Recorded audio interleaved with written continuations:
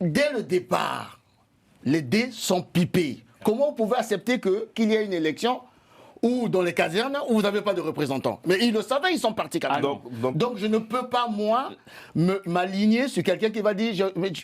Parce que c'est intéressant. Je termine. Pour mes pauvres frères qui sont là, ils ne pourront pas vous produire un seul...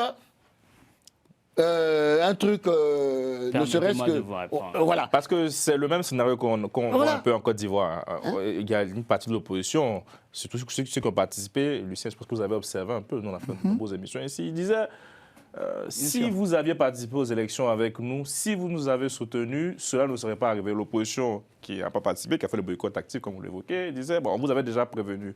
Donc j'ai l'impression qu'il n'y aura pas sorte de coalition des causes au lendemain, si vous vous rappelez, la proclamation des résultats. Si vous vous rappelez, lors de notre précédente émission, M. Cédric Balou, qui avait pris la parole depuis Brazzaville, je pense que vous aviez posé une question dans ce sens. Vous aviez écouté sa réponse. Lui qui a lancé Téléma, bien sûr. Donc quand j'entends le doyen Mafimba dire que lui n'irait pas, bon, s'il est dans le Téléma, je ne sais pas qu'est-ce qui se passerait. Non, sur le cas précis, non, tu confonds. Il a dit qu'il ne sur le cas précis de revendication d'une victoire.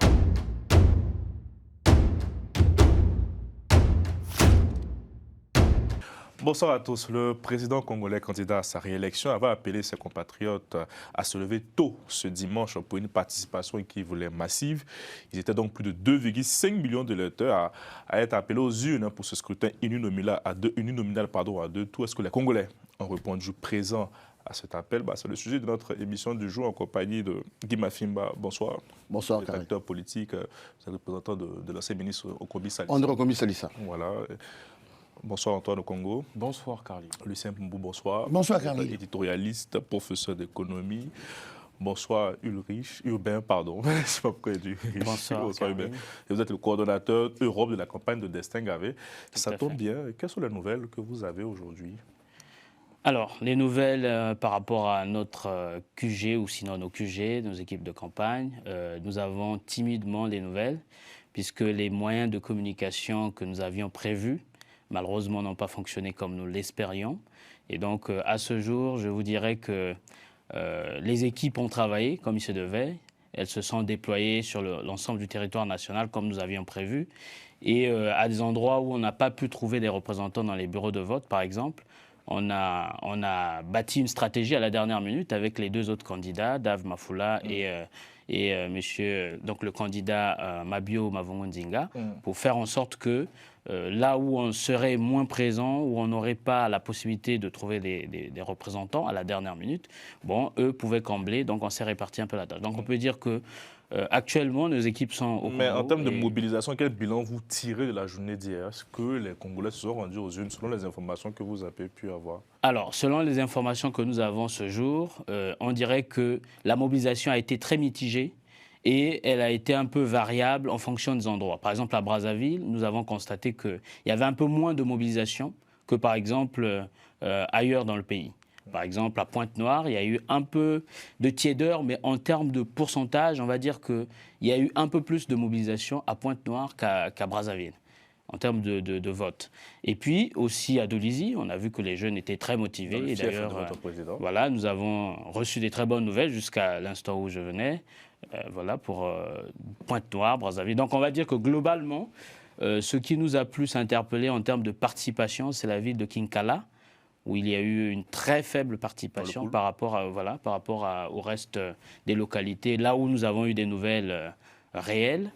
Maintenant, à ce jour, nous restons dans l'attente de la suite. Oui, justement, à ce stade, on n'a pas de résultat ni sur le taux de participation, ni même sur le dépouillement, sachant que le Congo était un petit pays par la forme, alors qu'hier, on a voté ici en France et déjà, on connaît les résultats. Bon, ça reste l'Afrique. Guy Mafimba, vous qui avez milité avec la plateforme Téléma pour un boycott, tu m'as dit que vous avez suivi de très près ce scrutin d'hier. Quel bilan tirez-vous de cette journée électorale?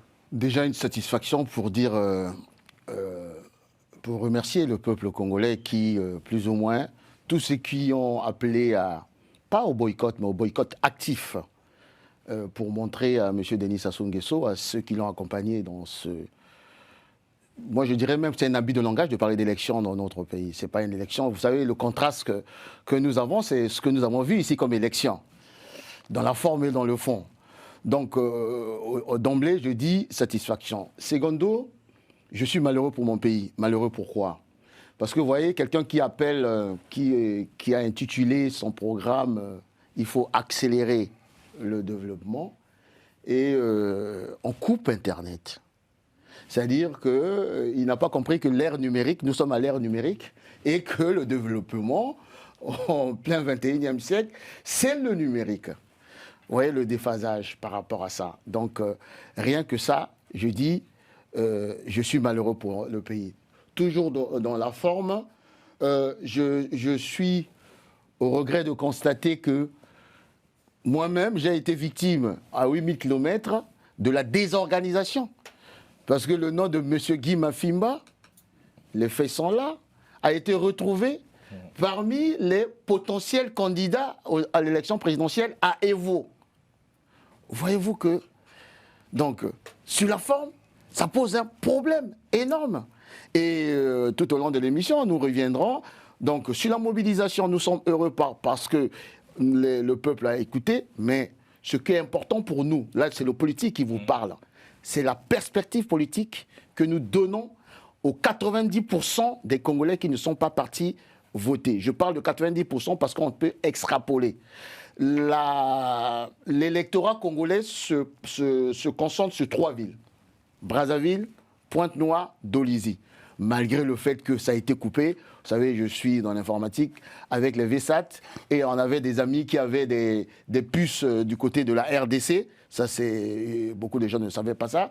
Il suffisait d'aller du côté de la RDC, là, du côté du fleuve, on se communiquait.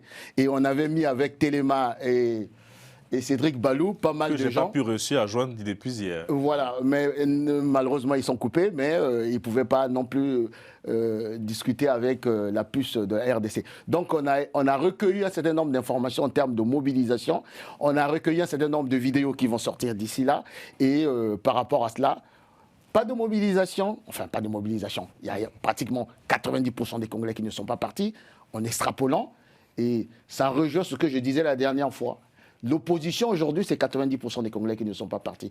Pourquoi? On va y revenir. Et, mais déjà, vous parlez d'accompagner, faire référence à ceux qui ont participé à ce scrutin. Le Premier ministre sur ce plateau parle d'un certain mépris envers les candidats. Que répondez-vous au chef du gouvernement? Écoutez, je ne peux pas avoir du mépris à l'égard des frères que je respecte, que ce soit Destin Gavet, que je connais très bien, Vivien Manangou, un garçon brillant, un universitaire, Dave Mapula, c'est un cadet que je respecte.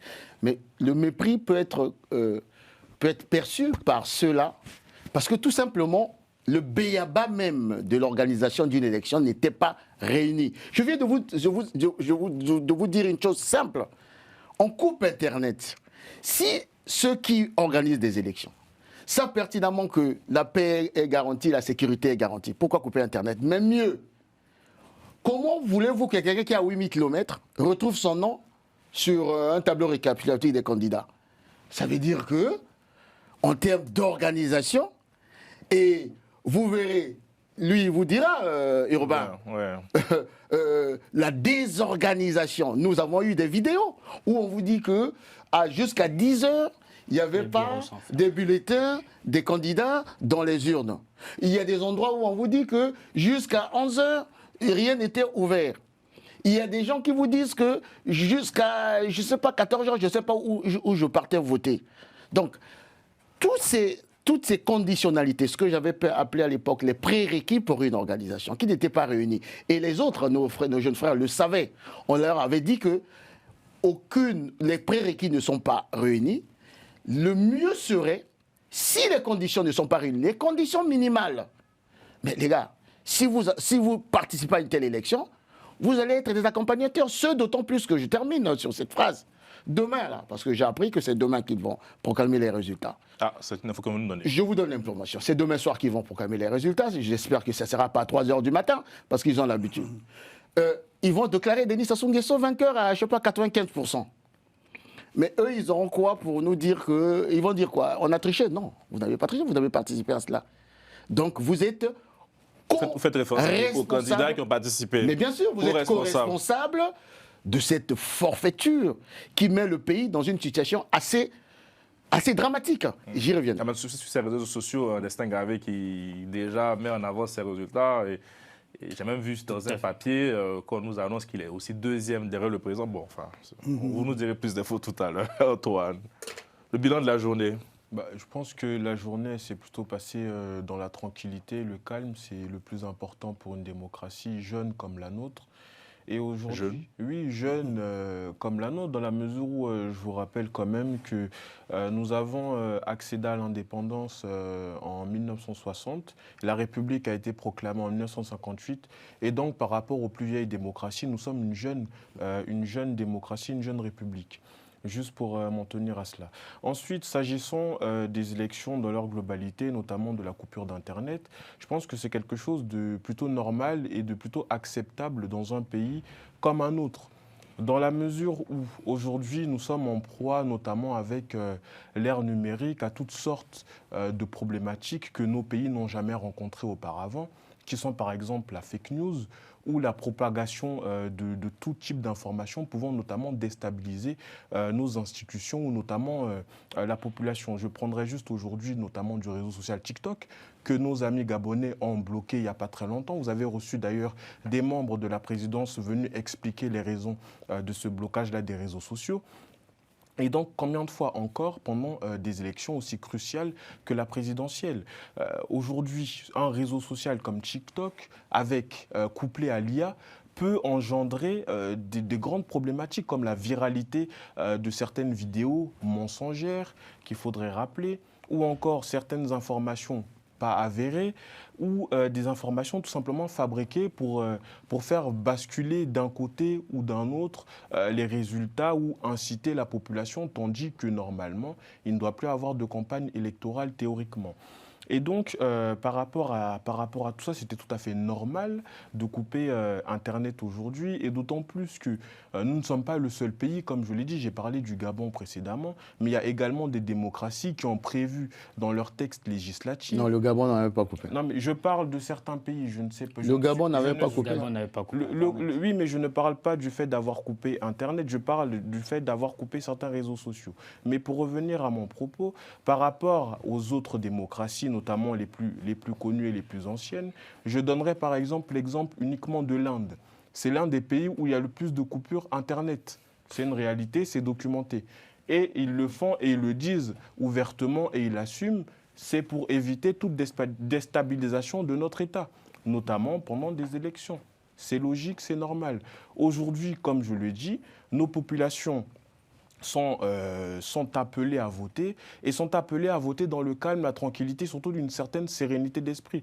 Imaginons-vous aujourd'hui, par exemple, avec Internet, que des résultats anticipés fallacieux soient donnés. Est-ce que cela inciterait la population à aller encore une fois voter? Non, je ne crois pas. Et donc, nous sommes dans ce climat-là où il faut simplement peut-être faire comprendre à la population qu'aujourd'hui, nous coupons Internet uniquement pour le jour du vote. Cependant, c'est pour le bien de tout le monde, c'est pour permettre au déroulement dans la sérénité, dans la tranquillité des élections présidentielles. Il n'y a rien de choquant. Lucien. Alors, les images et les... Au plus d'Internet, c'est battu des frontières. Oui, les images et les nouvelles venant de Brazzaville donc, nous montrent une situation un peu bizarre dans une démocratie qui se respecte, où le président est sûr déjà d'être qualifié au premier tour. Il n'y a pas besoin de couper Internet, il n'y a pas besoin d'avoir peur. Alors je vais commencer là-dessus justement. C'est une stratégie, contrairement à ce que dit Antoine. C'est ce que les anglo-saxons appellent le shutdown stratégie, c'est-à-dire une stratégie de coupure pour créer une espèce de vide informationnel. Ce qui permet, en effet, à l'État, pendant ce temps-là, pendant ce vide-là, de pouvoir revoir les résultats en sa faveur, de pouvoir voir en effet comment l'information peut être donnée pour donner des résultats positifs, et puis quelque part, c'est pour nous sommes à l'ère d'Internet, d'informatique, de l'informationnel, pour effectivement éviter qu'il y ait des procès-verbaux qui auraient été vus par l'opposition, qui auraient été transmis à d'autres. C'est pour prévenir quelques violences, parce qu'aujourd'hui, les jeunes, c'est plus d'aller à un meeting, on communique par Internet. Donc là, on ne comprend pas très bien, même s'il y a une nécessité, et là, je suis d'accord avec Antoine, une nécessité effectivement de contrôler l'information et d'éviter les fake news. Le deuxième problème, ce qui me fait, qui me fait souci, c'est que si les 90% effectivement de non-participation sont avérés, c'est que la légitimité de cette élection n'y est pas. Même si légalement, les résultats qui vont être proclamés, donc, respectent quelque part la Constitution. La question, c'est de savoir, est-ce que cette élection non légitime permet effectivement de donner du pouvoir suprême au chef de l'État? Ça, c'est la première remarque. La deuxième remarque, que va faire l'opposition? Parce que moi, ça m'intéresse. Que va faire l'opposition puisque la légitimité n'y est pas? Est-ce que l'opposition va se mobiliser pour contraindre le président de la République à un dialogue éventuel? Est-ce que l'opposition va se mobiliser pour contester ces résultats-là en disant que le président n'est pas légitime, mais ce à quoi il peut répondre « je suis légal ». Et donc, on est dans une situation un peu bizarre. Cette situation bizarre, alors, mon ami ici, Magloire, a dit que les résultats vont arriver bientôt, mardi. On va voir comment la communauté internationale aussi va réagir. Je pense que la communauté internationale ne réagira pas beaucoup parce qu'au nom d'une fausse légalité... On en parlera tout à l'heure, rassurez-vous, parce qu'on aura j'ai fait une sorte de titrologie de la presse internationale, surtout française, ce matin. On va essayer d'analyser tout ça, mais restons sur, je dirais, la participation, et notamment, c'est vrai qu'on en parle parce qu'il y aurait une question derrière de légitimité. Le président faisait plutôt le pari de la mobilisation. Je reviens avec vous, Urbain, je pense que Destin Gavet aussi était dans cette dynamique, mobilisé pour faire barrage, c'est sa stratégie pour faire partie le président. Aujourd'hui, j'ai l'impression qu'il mobilise depuis hier, il multiplie par le live Facebook. Bizarrement, l'Internet, où est-ce qu'il se trouve pour avoir cette connexion? Vous nous direz encore. Voilà. Mais concrètement, on a l'impression qu'il met en avant une sorte de victoire déjà dans certaines localités. Alors, nous ne nous permettrons pas de revendiquer la victoire tout de suite tant que nous n'avons pas un certain nombre de données qui nous manquent encore à ce jour. Mais ce que nous constatons sur le terrain, c'est que ce soit des témoignages qui fusent actuellement, le doyen Mafimbal a rappelé qu'il y a des vidéos, il y a pas mal de données qui normalement devraient être disponibles actuellement, mais des moyens prévus de communication n'ont pas permis. Donc ce que je dirais, oui, nous avons mobilisé largement la jeunesse congolaise qui représente à peu près 70% de la population active et dont l'âge moyen varie entre 19 et 23 ans. Donc nous les avons massivement mobilisés pour qu'ils votent en la faveur du président Destin Gavet, si bien qu'il y a eu une faible participation de manière globale, mais au moins pour le peu d'électorat qu'il y a eu, nombreux, que ce soit des militaires, donc des agents de la force publique, différents corps, nous avons eu des retours, nous avons des informations là-dessus. Même si les urnes ont été jusque-là confisquées, mais nous avons eu des retours par rapport à comment ça s'est passé. Et nous avons des tendances sur les potentiels résultats. Donc, je vais me permettre de revenir un peu sur l'organisation, sur un certain nombre de choses que nous avons pu identifier. C'est par exemple... Au niveau des listes prévues par le ministère de l'Intérieur, par son arrêté du 10 juillet 2025, il était prévu par exemple qu'à Makele-Kele, il y aurait, donc le premier arrondissement de Brazzaville, il y aurait par exemple 127 bureaux de vote, mais au final, nous avons constaté qu'il y en avait 149. Donc il y a eu 22 de plus. Alors, qu'est-ce qui s'est passé dans ce cas-là? Nous nous sommes retrouvés dans une situation où, par exemple, nos représentants avaient du mal à se retrouver déjà pour retrouver les bureaux de vote. Et qu'est-ce que le pouvoir a fait? Ils ont coupé Internet pour isoler l'information, pour orienter l'information. Vous avez peut-être constaté que dans la plupart des reportages qui ont été faits, on parle de l'absence des représentants de l'opposition, ce qui est totalement faux, parce qu'ils se sont rapprochés de quelques bureaux, pendant que ces derniers cherchaient encore où se trouvent leurs bureaux. là où ils doivent aller pour représenter les candidats. Et donc, ils ont filmé, ils ont fait quelques 3-4 reportages pour dire que voilà, il n'y a pas de délégué. À la décharge de la presse, j'ai vu que ce matin, l'AFP nous disait qu'il n'était pas en mesure de déterminer la participation dans d'autres bureaux du pays en raison de la coupure du réseau Internet. Et aussi, voilà. Bon, c'est un peu un argument aussi qui remonte en cause, pour qu'on puisse avoir un débat contradictoire dessus. Oui, la question de la participation, on va dire que beaucoup de gens étaient déçus. Déjà, comment on veut parler aux gens d'aller voter massivement? On leur garantit une accélération du développement, mais on coupe Internet. Alors qu'on sait que la plupart des gens aujourd'hui communiquent facilement par Internet. Non, je parlais juste de remonter, hein, pour qu'on puisse... Parce que vous dites que certains...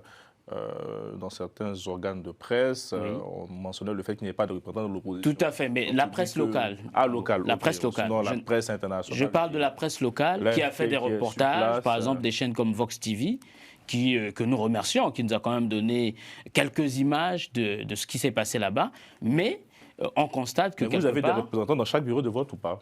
Oui, nous avons eu des représentants dans tous les bureaux de vote, mais sur la base de la stratégie que nous avons battue. C'est-à-dire que, par exemple, Brazzaville, il y a plus de 1300 officiellement, à part l'augmentation flagrante du nombre de bureaux de vote qu'il y a eu en dernière minute, certainement pour, je ne sais pas, créer des bureaux fictifs, comme on a l'habitude d'entendre. Mais sur les 1339 ou 34 bureaux de vote qui étaient prévus, nous nous sommes dit, avec les 2 autres candidats, qu'on devait se répartir la tâche, c'est-à-dire en fonction des endroits où on est le plus représenté, on met ses représentants, que ce soit à Pointe-Noire ou à Brazzaville. Mais pareil, parallèlement, nous avons fait en sorte que si jamais il y a des manquements, des candidats parmi les 3 qui n'auraient pas trouvé certains délégués dans certains bureaux de vote, qu'on fasse en sorte que ceux-là qui en avaient le plus puissent donner. Donc c'est un peu cette stratégie-là qu'on a utilisée. Et à l'issue du vote, les bureaux, il y en a certains qui ont fermé un peu plus tôt, par exemple à l'intérieur, dans les profondeurs du pays, parce que bon, il y avait peu de participants, ou encore que, bon, pour les irrégularités constatées dès la matinée, c'est-à-dire l'absence de bulletins des candidats. Donc, on fait que plusieurs électeurs, malgré qu'ils se sont présentés le matin, mais ayant vu qu'il n'y avait pas de bulletins, les bureaux n'étaient pas encore ouverts, jusqu'à 10 h, ils sont rentrés chez eux et ils ne sont plus revenus. Voilà ce qui a aussi activé davantage l'abstention. Bien. Guy Mafimba, aujourd'hui, quel serait le message que vous tirez en cas de faible taux de participation? Lucien déjà commence à pointer du doigt la stratégie de l'opposition. Téléma aujourd'hui, si derrière on voit que la participation n'est pas aux attentes du chef d'État qui appelait une mobilisation massive, c'est quoi l'étape d'après? Qu'est-ce qu'on doit faire concrètement? Avant d'arriver à l'étape d'après, c'est une question intéressante. Ce n'est pas forcément nous qui avons été, comment dirais-je, responsables même si on se félicite. Mais il faut tenir compte aussi de la qualité des débats pendant les élections. Parce que contrairement à ce qu'on pense, les Congolais ne sont pas dupes. Hein. Ils ne sont pas dupes du tout. Ils ont vu un monsieur qui est là depuis 40 ans, qui veut rempiler. Très bien. Donc on essaie d'écouter qu'est-ce qu'il propose. Déjà, le slogan est complètement ridicule. Il veut accélérer le développement. Bon. La marche vers le développement. La marche vers le développement. Il a oublié que le Congo devait être émergent en 2025. Très bien. Et tout au long de son parcours, ça devenait pratiquement une espèce de chien-lit dans la parole. Et moi, je suis malheureux de constater, par exemple, qu'on fasse des challenges sur les sorties du président. Ah, il n'y aura plus des candidats, il n'y aura plus de candidats, on ne va plus recruter la fonction publique. Il y a les challenges dans TikTok. Dans tel... Bon. Vous voyez bien que la pertinence, le contenu même de ce que lui proposait ne peut pas attirer l'attention de qui que ce soit. Mieux, la qualité des candidats. Je vais prendre un candidat comme on appelait Angios Oengabe. Ce monsieur, je crois que vous l'avez suivi, son projet de société, une partie se résumait à son salaire. Une partie qu'il va donner à sa famille maternelle, paternelle et autres. On en rigole, Karil, mais moi je suis congolais, je suis malheureux. Le Congo était un pays avant-gardiste. Les Africains étaient fiers de ce pays, des cadres de ce pays. Et à cela, d'autres, les jeunes, parce que le leadership, ça ne se décrète pas. Hein.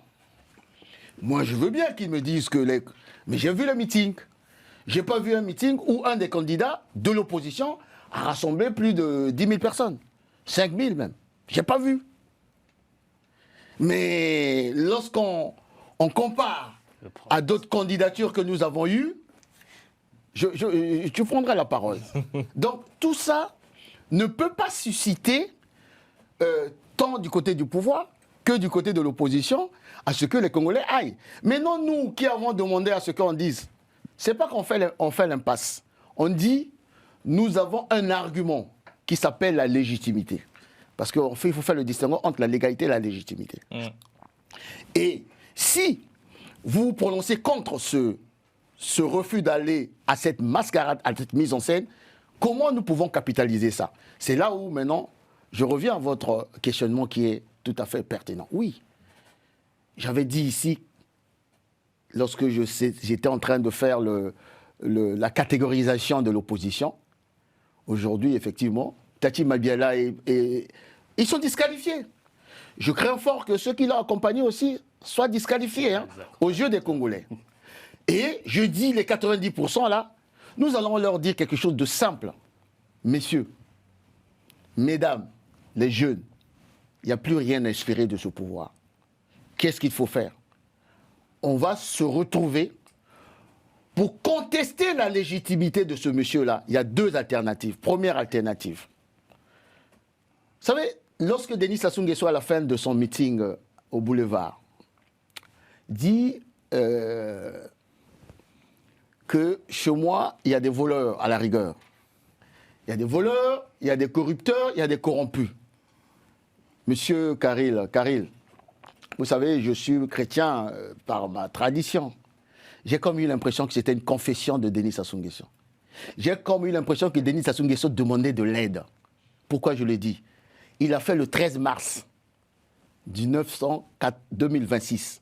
Et pour les jeunes, le 13 mars 1977, Marien Ngouabi, 5 jours avant son assassinat, prend la parole devant les femmes. Il dit « Mon pays est sale ».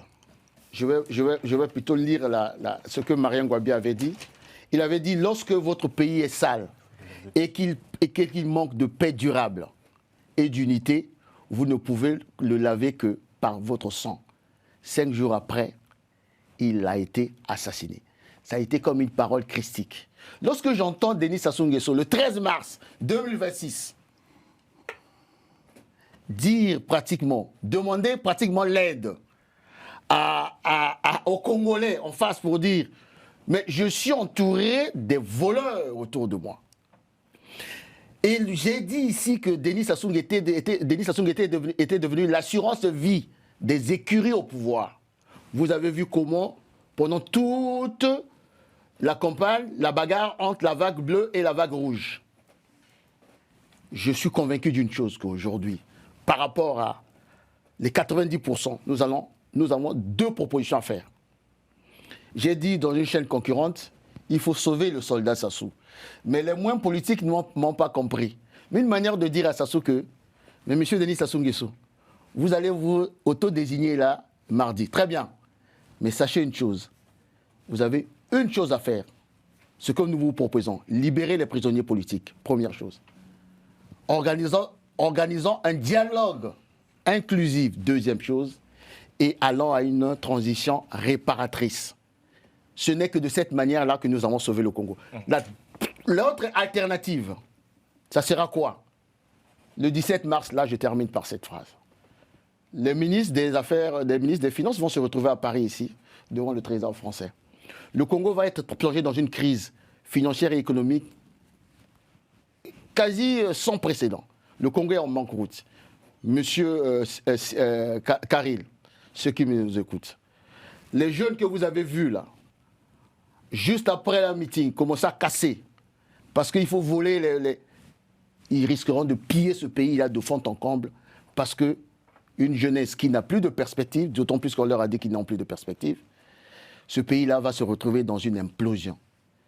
Et nous, les politiques, on procède d'abord par prévenir.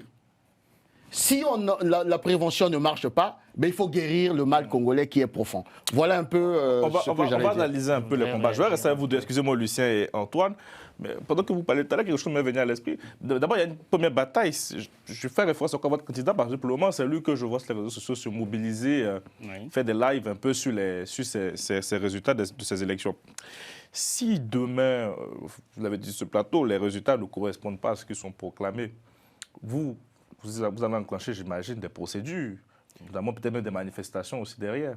Alors, pour l'instant, les stratégies prévues, je ne peux pas vous le dire pour l'instant, puisqu'il faut d'abord que toutes les communications soient rétablies, que nous soyons en parfaite synchronisation d'informations avec nos QG, avec notre candidat, que nous espérons être le victorieux.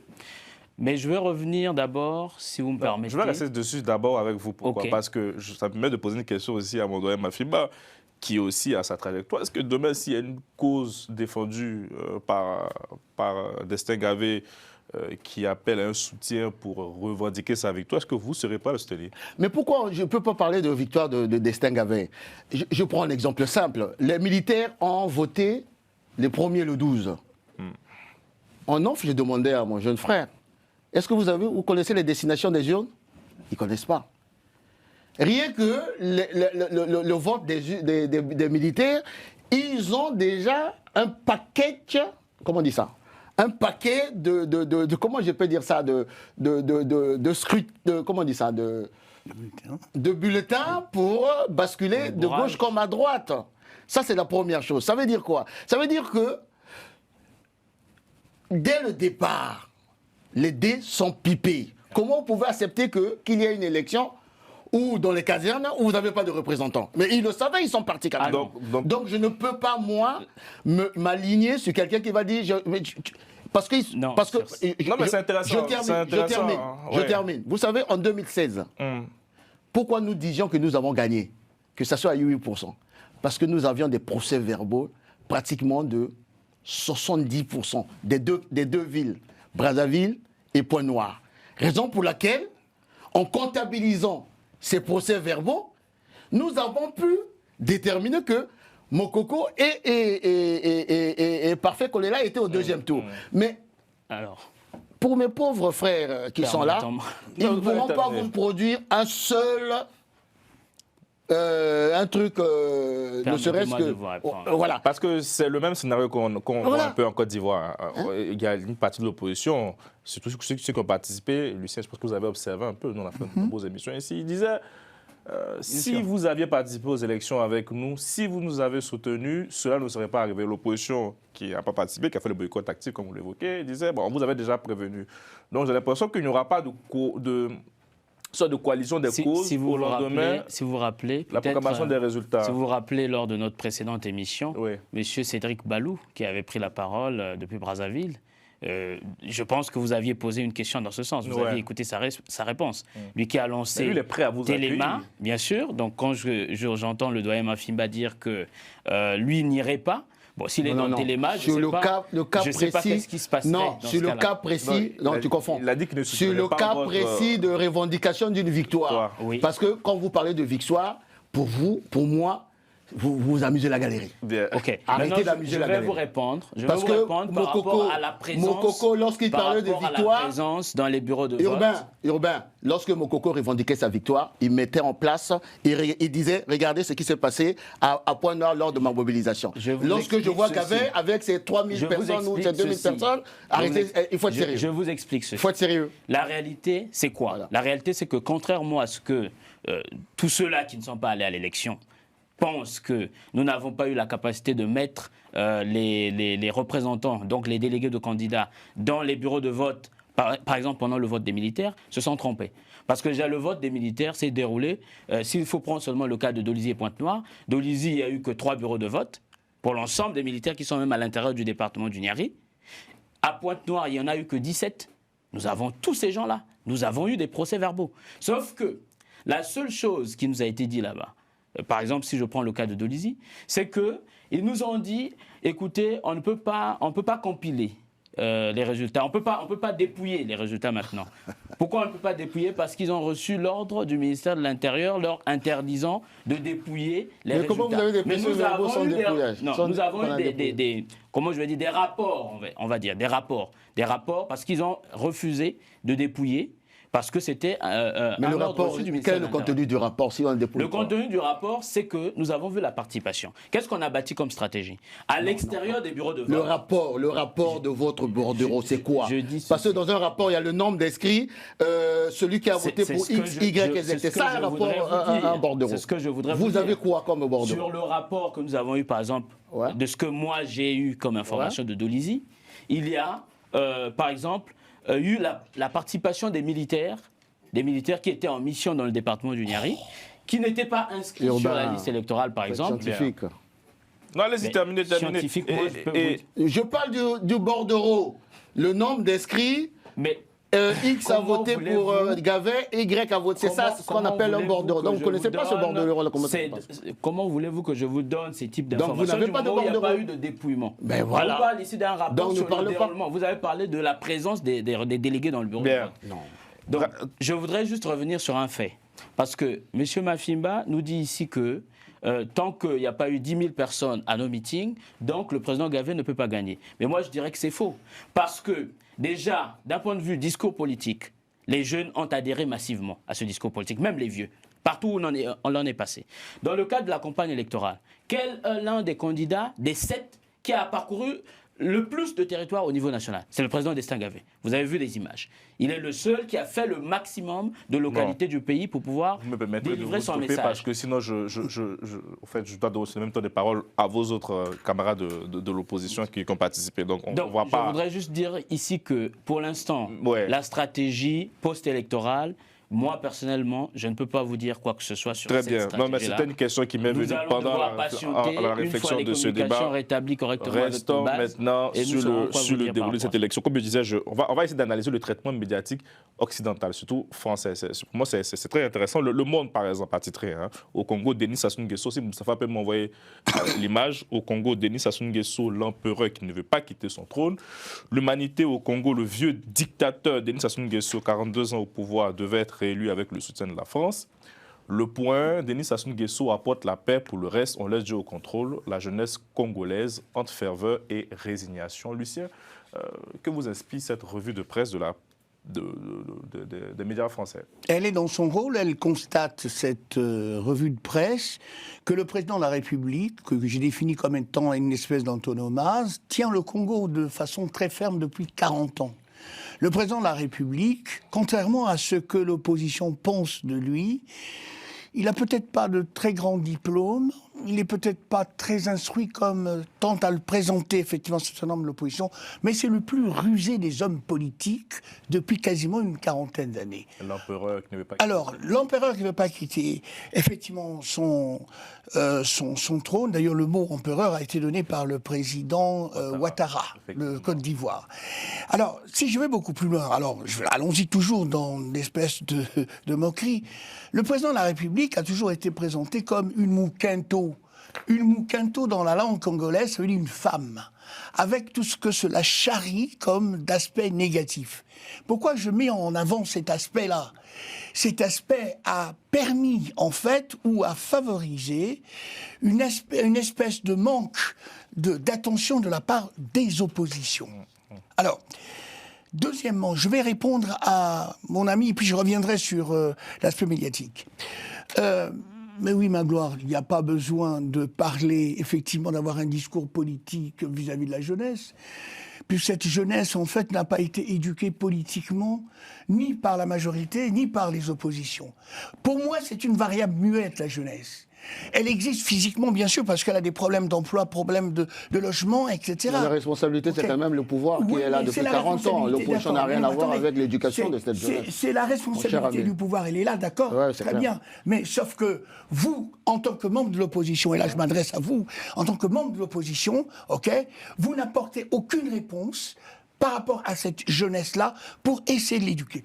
Vous vous comportez même si les choses ont changé, de façon quasiment tribale lorsque vous parlez à cette jeunesse. Je reviens. Non. Je suis tout à fait en désaccord. Vous allez me parler de Mokoko, vous allez me parler, etc. Bien entendu, la preuve en est. Mais bien sûr. En 2016, Mokoko. Mais c'est ça. Mais les choses ont changé. Non, mais pas du tout. Mais la preuve en est, je suis devant vous, là. Oui, non, mais attends, mais c'est pas. Vous n'êtes pas la preuve que vous représentez toute la jeunesse. Ça tombe bien. Parlons de Mokoko et d'André Commissaire. Oui, je pense qu'au fait, finalement, et hier, moi, je le disais dans une interview à un média aussi, depuis ces derniers, est-ce qu'au fond, il n'y a plus de véritable challenger pour le président Sassou? Il n'y a plus de renouvellement idéologique. Cette élection, elle est que là par la forme, mais vite sur le fond concrètement. Merci Carly.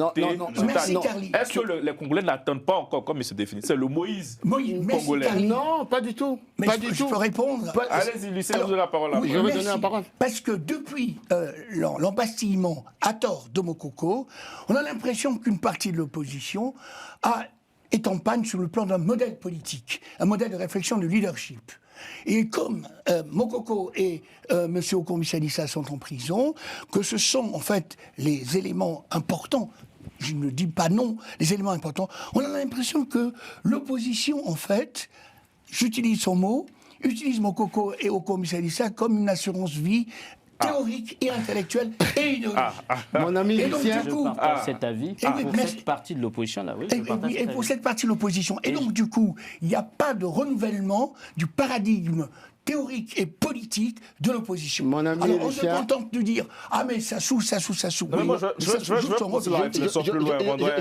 réponds à ça en deux phrases.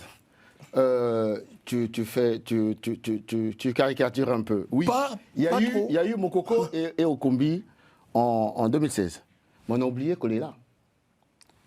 On a oublié qu'on est là en 2026. J'arrive. On a oublié qu'on est là en 2026. Qui a été tué. 2021. Hein, pardon 2021. 2021, n'est-ce pas? Et depuis la disparition tragique de Mokoko, vous connaissez de Kolela. Vous connaissez le nombre d'opposants réels qui sont en exil, dont moi-même. Mieux. Je douterais encore sur le terme d'exil. Antoine, on va t'écouter. Mieux. Vous savez, il n'y a que ceux qui n'ont pas goûté à la matraque ou à la Kalachnikov qui peuvent le dire. Aujourd'hui, ce que vous avez fait là, je vais vous faire une exclusivité. Ce que nous avons fait. Ce que les gens qui sont partis se présenter là, moi on me l'a proposé à 6 mois. Jouer le jeu de cette vraie fausse élection. On me l'a proposé à 6 mois. Vous êtes intègre. J'ai refusé. Parce que... Qu'est-ce que vous voulez insinuer par là? Je ne dis pas quoi que ce soit. Je ne suis pas en train de tirer une conclusion. Je dis, moi, Guy Mafimba, c'est pas par hasard que vous avez vu mon nom sur un bordereau, Karil. C'est pas par hasard. Je vous informe que vous allez clarifier. Je finis, vous allez clarifier. Je n'ai pas indexé quelque chose. Pourquoi vous êtes en train de vous bousculer? On me l'a proposé. Ça veut dire quoi? Ça veut dire que, Lucien, là où je te rejoins, oui, on peut parler de lâcheté, mais on peut parler en même temps de se dire, tu as parlé de moi intégrité. Si les jeux sont faits, si l'entomase estime que s'opposer à lui, c'est soit la mort ou la prison, il y en a qui, par éthique de responsabilité, en tout cas c'est ma posture, de se dire, il y a autre moyen d'avoir l'alternance que de se retrouver soit sous tombe, soit en prison. Voilà un peu la lecture que je voulais faire par rapport à ça. Et je voudrais dire un truc sur l'exil. J'aime pas que tu t'amuses avec ce mot exil. Je suis arrivé ici, dans ce pays, dans les années 85. Tous mes enfants sont français, n'est-ce pas? Donc je ne prends pas du plaisir à parler d'exil. Quand on parle politique, il ne faut jamais oublier la blessure que les gens vivent. J'ai ma mère plus à 85 ans aujourd'hui, bientôt 90 ans, et je ne l'ai pas vue. Ce n'est pas par plaisir que je parle d'exil. Donc, jeune fils, jeune frère, le débat politique ne veut pas te permettre à insigner des choses comme ça qui peut me pousser à sortir de ma réserve. Merci. On va rester sur le fond, Antoine. D'abord, on revient sur la revue de presse, parce que c'est Lucien qui a voulu faire son coup de gueule sur l'opposition, mais sinon on va passer sur ce sujet. Après, si vous avez quelque chose à dire dessus. Mais sinon, on revient sur la revue de presse. Écoutez, non, je reviens directement sur la revue de presse et je dirais simplement que les médias aujourd'hui, ils sont dans leur rôle, ils peuvent commenter, donner leur avis. Et n'oublions pas qu'un média a une certaine ligne éditoriale. Et donc, à ce propos, je dirais simplement qu'ils sont d'une certaine manière, pour une partie, on va dire, de la politique française qui aujourd'hui essaie de jouer sur les politiques africaines. C'est simplement... L'humanité qui dit au Congo, le vieux dictateur Denis Sassou Nguesso, excusez-moi, mais... 42 ans au pouvoir, devait être réélu avec le soutien de la France. Bon, ça, en fait, on aborde ce sujet parce que ça nous permet de prendre un peu la température de ce qui se dit en externe un peu sur cette élection. Ou pour vous, ça ne vous... Je dirais un mot là-dessus. Hein. Allez-y, pas de souci. Allez-y, Antoine, terminez. Je dirais simplement que déjà, nous ne sommes pas une dictature. Et encore une fois, le président n'est pas un dictateur. C'est un homme qui simplement a eu la possibilité, surtout le courage d'affronter plusieurs fois la population dans une certaine mesure où il est allé toujours devant les urnes depuis son retour d'affronter la population. Bien sûr, il a eu tout le prouve. Non. Il a eu à perdre des élections dans les années 90 en 92 et ensuite il est revenu au pouvoir. Comment est-il revenu au pouvoir? Et depuis. Et je ne vais pas refaire l'histoire, nous la connaissons.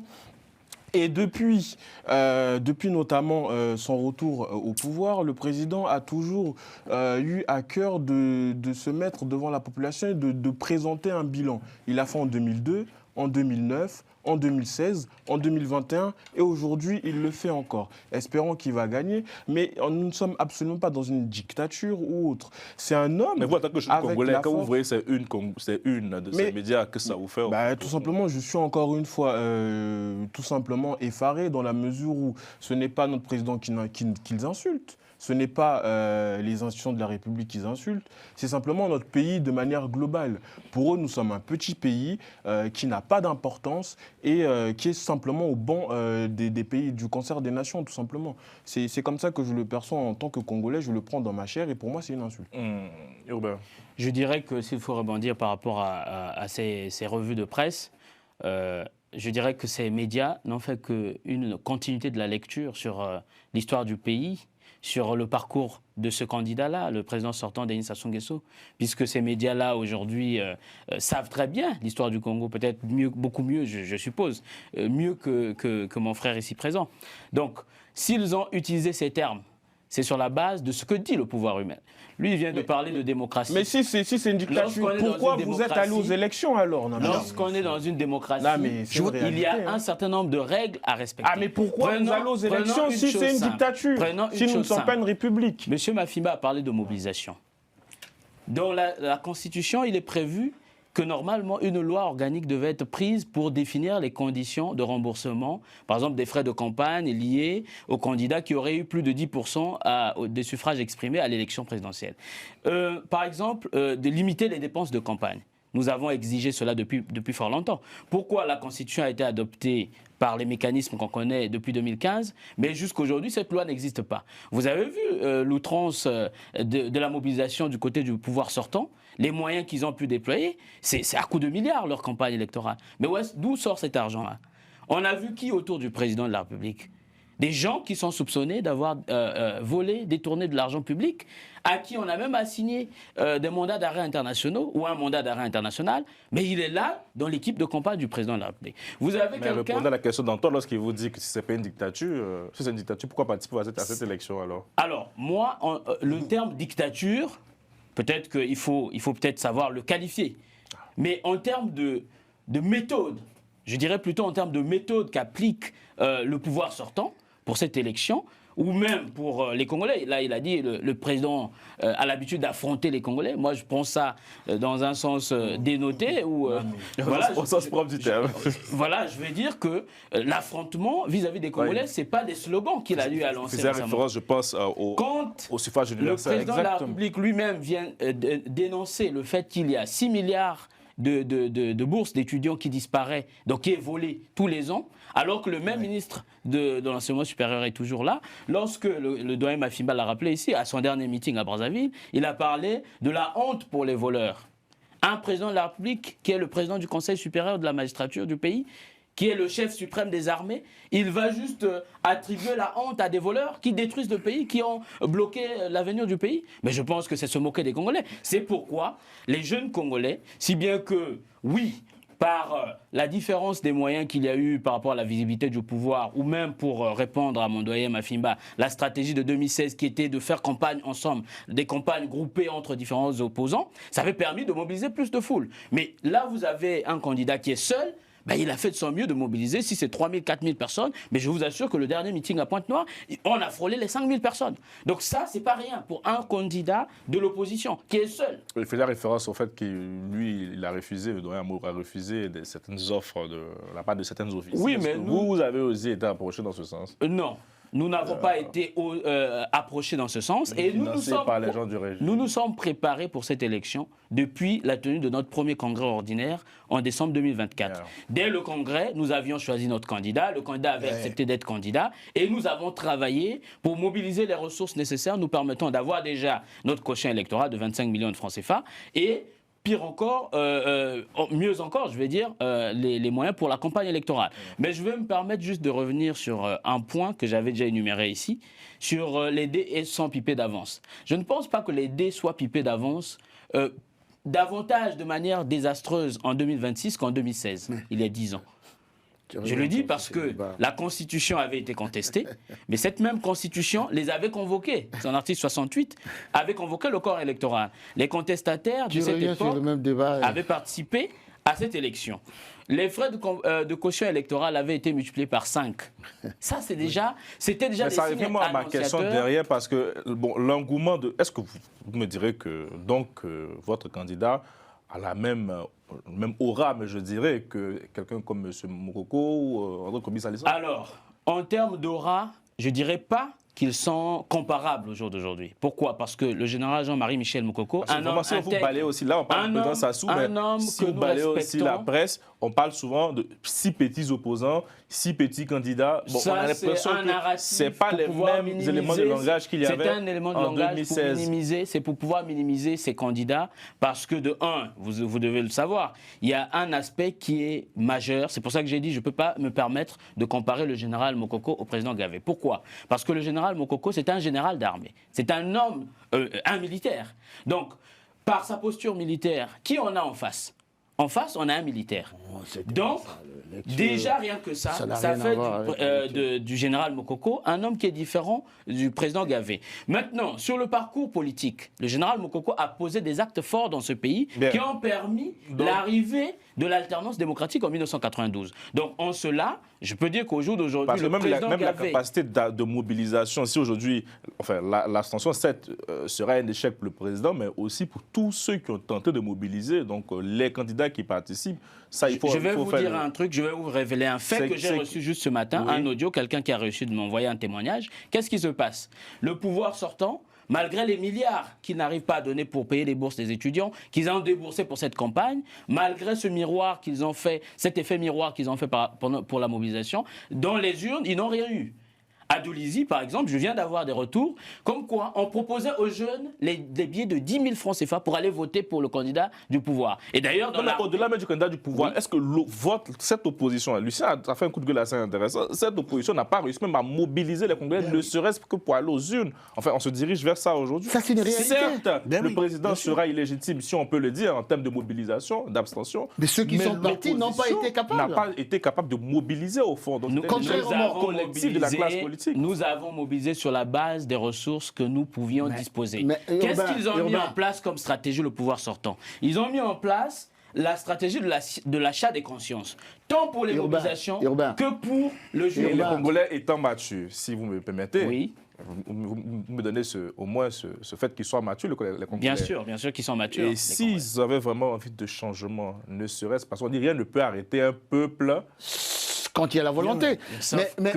Et donc, est-ce que si la volonté n'était pas, c'est que la confiance n'était pas? Il y avait la confiance, parce que pour ceux-là qui sont allés, même s'ils sont verra les résultats. Pour illustrer ce que tu dis en une phrase, en 2016, le même scénario du pouvoir, achat de conscience et autres. Mais malgré ça, le peuple congolais est sorti pour voter contre le pouvoir. Parce qu'il y avait convergence des oppositions, parce qu'il y avait l'unité au sein de l'opposition. Non. On partait Ça, c'est faire... un fait. S'il te plaît, tu as parlé.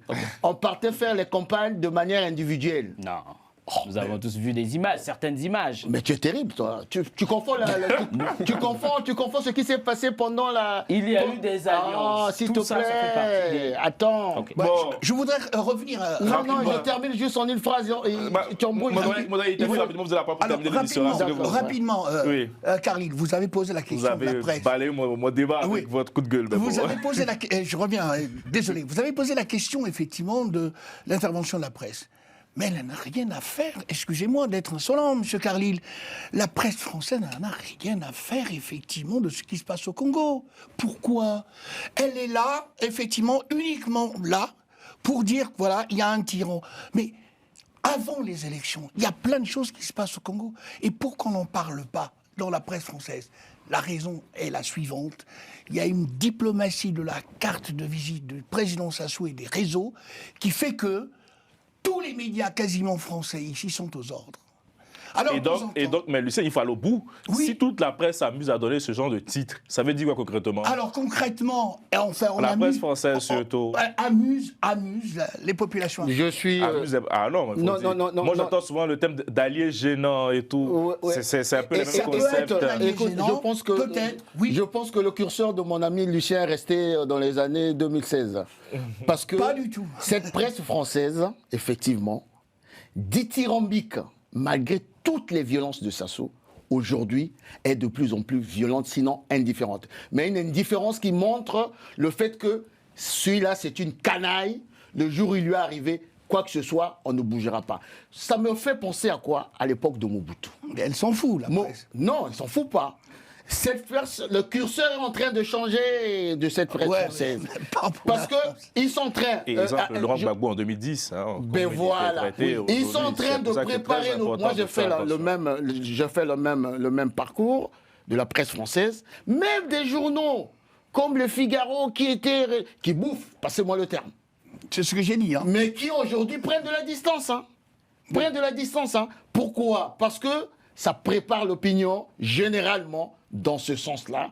Et ça me fait penser, Gbagbo, on a commencé à lui tresser tous les malheurs du monde. Et aujourd'hui, il y a des mots qu'on ne mettait pas sur Denis Sassou Nguesso, qu'on commence à les mettre.